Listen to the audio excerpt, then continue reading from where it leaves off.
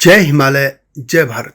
संसार भर में हिमालयी लोग यूट्यूब चैनल देख रहे आप सभी का स्वागत है और मैं हूं भारत की राजधानी नई दिल्ली से डॉक्टर हरीश चंद्र लखेड़ा। हिमालयी समाज कैसे बना, यानी हिंदुकुश पर्वत से लेकर हिमालय और उसकी सभी जो रेंज हैं, उसकी जो शाखाएं हैं, उसमें जो भी समाज विकसित हुआ है वह कैसे विकसित हुआ।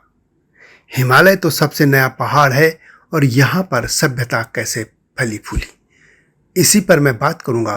लेकिन जब तक मैं आगे बढ़ूँ, आपसे अनुरोध है कि हिमालयी लोग यूट्यूब चैनल को सब्सक्राइब अवश्य कर दीजिए जिन्होंने अब तक ऐसा नहीं किया है या जो चैनल पर नए हैं।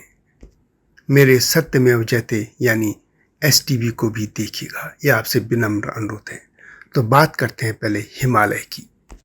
वैज्ञानिक शोध बताते हैं कि हिमालय का जन्म 50 मिलियन वर्ष पहले हुआ था, जब भारतीय प्लेट 15 सेंटीमीटर प्रति वर्ष की प्रभावशाली गति से उत्तर की ओर खिसकी और अंततः यूरेशियन प्लेट से टकरा गई। यह वह घटना थी जिसने विशालकाय हिमालय पर्वत के निर्माण की शुरुआत की थी। भारत और यूरेशियन दो प्लेटों के बीच टकराव कोई साधारण बात नहीं थी। यह प्लेटें इस तरीके से टकराई कि एक महान पर्वत का जन्म हुआ और वहां पर फिर एक सभ्यता फलने फूलने लग गई थी। सवाल यह है कि इस पर्वत के ढलानों पर पहला व्यक्ति कौन था जो यहाँ चढ़ा होगा, यानी वह समाज कौन सा था जो हिमालय की तरफ बढ़ा था। यदि हम हिंदू सभ्यता की बात करें तो पौराणिक कथाओं के अनुसार मानव सृष्टि का प्रारंभ हिमालय से हुआ था।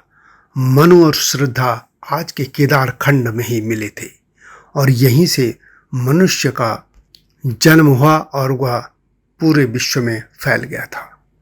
यह पौराणिक कथाएं हैं और इस तरह की कथाएं सभी सभ्यताओं में हैं। यदि हम इतिहास की बात करें तो इतिहासकार इस बात पर सहमत नहीं हैं, एक मत नहीं है कि हिमालय में पहला कौन सा समाज पहुंचा था।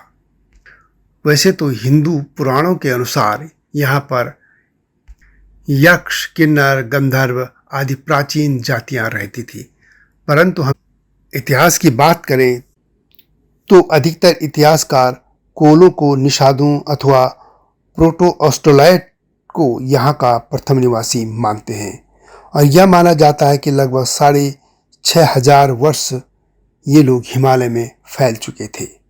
कृषि और पशुपालन इनका मुख्य व्यवसाय था। ये झुंड में बनाकर रहते थे और शिल्प से भी इनका परिचय था। ये आखेट भी करते थे। इस तरह हम कह सकते हैं कि हिमालय में सबसे पहले कोल और भिल्लों ने प्रवेश किया था और उनके बाद यहाँ किरात आए थे। कोल और भिल मैदानों की तरफ से पहाड़ों में चले थे, जबकि किरात पूरब की ओर ब्रह्मपुत्र नदी और उसकी सहायक नदियों के किनारे किनारे हिमालय में पहुंचे थे।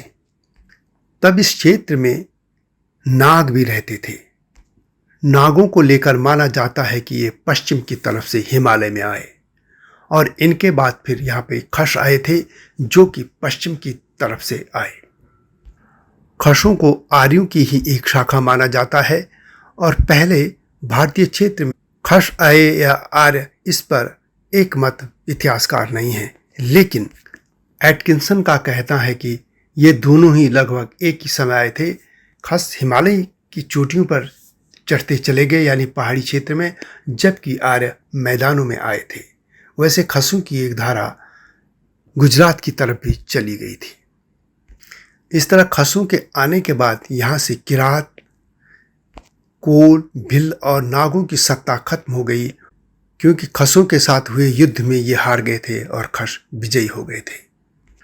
कुछ जातियां उत्तर की तरफ से भी आई, यानी मंगोल नस्ल के लोग उत्तर की तरफ से हिमालय की तरफ बढ़े थे और अंत में वैदिक आर्य मैदानों की तरफ से गए। हिमाचल प्रदेश में प्राचीन लोगों के साथ आर्यों के युद्ध की घटना का उल्लेख तो मिलता है, लेकिन उत्तराखंड या नेपाल आदि में नहीं मिलता है। मैं बड़े संघर्षों की बात कर रहा हूँ, छुटमुट युद्ध तो होते रहते हैं। इस तरह हम देखते हैं कि हिमालय क्षेत्र में वे सभी प्रमुख भाषा परिवार के लोग हैं जो पूरे भारतीय उपमहाद्वीप में रहते हैं या चीन तिब्बत की दूर रहते हैं। भारतीय उपमहाद्वीप में 4 प्रमुख भाषा परिवार इंडो यूरोपियन, तिब्बती बर्मी, ऑस्ट्रो एशियाइट और द्रविड़ हैं। पहले तो हिमालय में रहते हैं। प्राचीन समय इन दोनों परिवार की भाषाएं बोलने वाले लोग अलग अलग क्षेत्रों से अलग अलग संख्या में मिश्रित हुए। पश्चिम से मध्य एशियाई और ईरानी समूहों, दक्षिण से भारतीय लोगों और पूर्व और उत्तर से एशियाई लोगों का प्रवास हुआ। अब बाद में ये सभी समूह आपस में ओवरलैप करते हुए, या ये कह सकते हैं आपस में मिल गए थे। यदि हम नेपाल की बात करें तो नेपाल में जो आज के किरात हैं वे वास्तव में वे किरात नहीं हैं जो प्राचीन काल में भारत में रहते थे। इन किरातों में तिब्बत की तरफ से आए राय, लिम्बू आदि जातियां इसमें शामिल हो गई हैं, जो कि अब किराती भी लिखते हैं। हालांकि खुद राय, लिम्बू आदि ये जातियां मानती हैं कि वे किरात नहीं हैं। यदि हम इन लोगों के धर्म की बात करें तो प्राचीन काल में ये लोग अपने स्थानीय या जो ये कह सकते हैं उनके विश्वास थे उस तरीके के देवताओं को पूजते थे जिसमें अधिकतर प्रकृति पूजक थे या भगवान शिव को भी पूजते थे। बाद में जब यहाँ आर्यों का प्रवेश हुआ तो आर्यों तो खश आर्य हों या वैदिक आर्य, इनके साथ ही ये सभी लोग समाहित होते चले गए और एक दूसरे के विश्वासों को, देवताओं को उन्होंने आपस में मिलजुल कर पूजना शुरू कर दिया था और इस तरह यह समाज आपस में घुल मिल गए। पहले सनातन धर्म वैदिक धर्म रहा, बीच में बौद्ध धर्म के भी यहाँ कुछ इलाकों में उपस्थिति के प्रमाण मिलते हैं, लेकिन पूरा समाज किसी भी तरीके से बौद्ध नहीं बना था। बौद्ध धर्म खासतौर पर तिब्बत की तरफ से यहाँ पहुँचा था, जबकि भारतीय मैदानों की तरफ से जो बौद्ध धर्म गया था बाद में वह स्वतः ही विलुप्त हो गया। कुछ जगह या हम ये कह सकते हैं नेपाल में बौद्ध और हिंदू धर्म इस तरीके से एक दूसरे के करीब आ गए कि वे एक दूसरे से भिन्न नहीं माने गए। यह अलग बात है कि अब तिब्बत और चीन के प्रभाव में हिंदू और बौद्धों को अलग अलग किया जाने लग गया है और यही क्रम भारत में हो रहा है, जहाँ नवबौद्ध बड़ा विद्वेष समाज में फैला रहे हैं। इस तरह विभिन्न समाजों के मिलन से यह हिमालयी समाज बना। इसमें कोई नहीं कह सकता कि यहाँ का मूल निवासी है, क्योंकि कोई न कोई कहीं से ही यहाँ पहुँचा था। क्योंकि हिमालय तो एक नया पर्वत है और जब ये पर्वत बन रहा था तो तब यहाँ कोई पैदा नहीं हुआ था।